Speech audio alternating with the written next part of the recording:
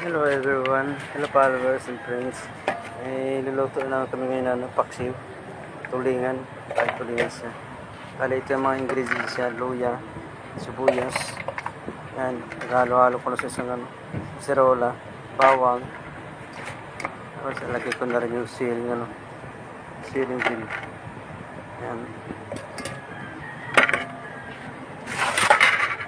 Tapos lata ko na rin yung isda. Yan, bali yan ang magiging ulam namin ngayon, paksiw na tulingan. Yan. May nagdaan kanina na nagbenta ng sa lugar namin. Naisipan namin na magpaksiw kami, kaya binili namin yan. Habang naglalako lang.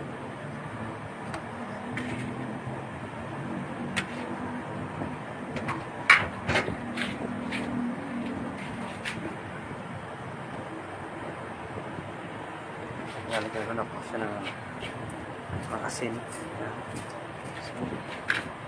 Tapos ilalagay ko na rin po yung suka. Yan.